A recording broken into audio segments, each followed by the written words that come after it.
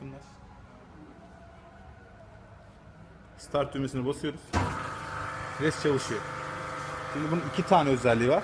Bir manuel, şu gördüğümüz kolda aşağıya ve yukarı şeklinde. Bakabilirsiniz. Bir de otomatik seçeneğimiz var. Aşağı ve yukarı. Bu pres 3.16 inçten 3 ince kadar hortum sıkabiliyor. Rafları bu şekilde. Pedalı mevcut.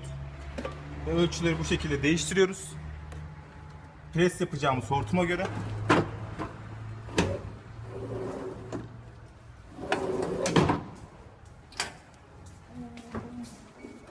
Gördüğünüz gibi yağ bölümü ve silindir bölümü.